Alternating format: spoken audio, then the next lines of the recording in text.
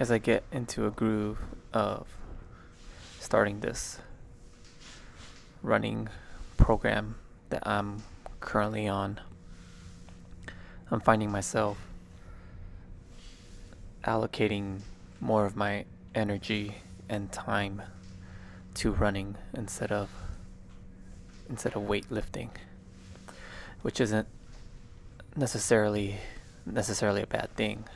Um, I'm finding myself utilizing less time into training, weightlifting, and moving that towards running.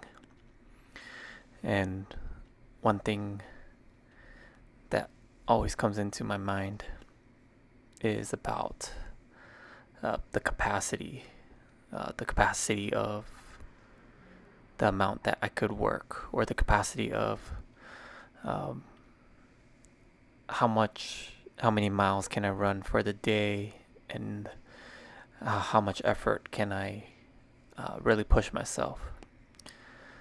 A lot of my runs lately with myself, I find myself going at maybe 85, 85 to 90% of my actual capacity in terms of my breathing and my strides. I feel like uh, it's a lot more than any of my previous marathon trainings, and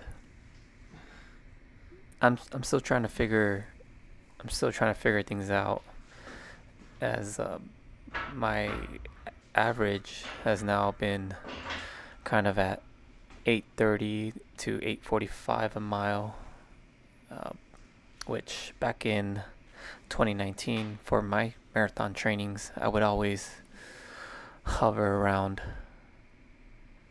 9 minutes a mile, and I think I think the reason being is that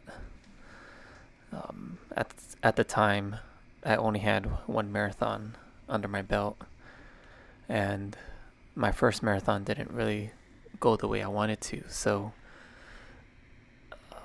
in 2019 for my second marathon, I was very skeptical, and I was very hesitant on pushing as fast as possible, where I really wanted to just finish the marathon. So in 2019, I would say my running capacity would be more along the lines of 70% to 75. Um, Fast forward to now, it seems like I'm pushing even to 80% of my total capacity, and I think just looking back, my capacity definitely increased with the amount of training that has been under my belt. And I think one thing to always think about is uh, how can I increase capacity? How can I lift more? How can I run more? How how can I do all these things? And uh, I, I mean, just putting in the work, there's really nothing to it. There's no shortcuts.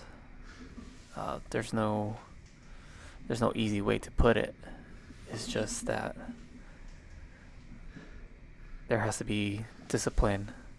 There has to be motivation. There has to be all these many factors in order to try and increase your capacity to work.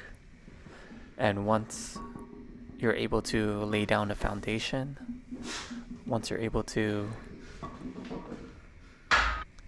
once you're able to have a baseline of what your capacity is, that's the only time when you can increase your capacity is when you know what is your limit. And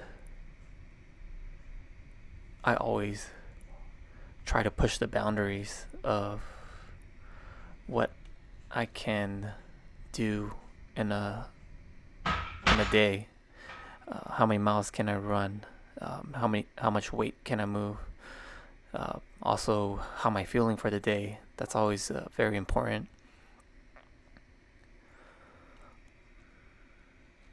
Yeah. So this whole capacity thing, I've always think about it during my run. Uh, Within like the first 10 minutes of my run, I already know if it's going to be a good run or if it's going to be one of those sluggish runs. And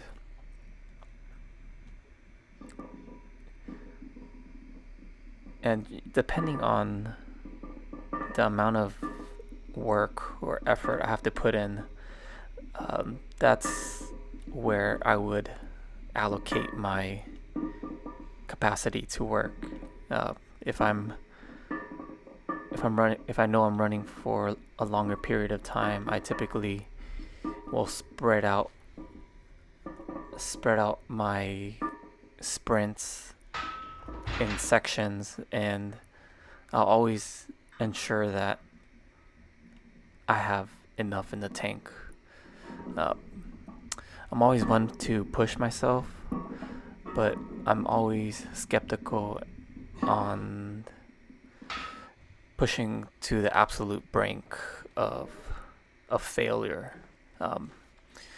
Either with failing a rep or just stopping myself when I'm running and taking a breather for a walk. That's one thing. That's one thing that I always instill, is that I want to have the capacity to keep going, and if I don't have that capacity for that certain day, I go back to the drawing board. I see, what did I do wrong? Did I get enough sleep? Did I have enough nutrition? Did I drink enough water? Am I just lazy and not willing to put the effort that I'm able to do? And it's a kind of difficult to gauge because every single day is different in their own manner, and taking it day by day is very important to the amount of capacity that you can put your body under. So I always say that consistency will outpace anything. The more times you practice something, the better you'll become.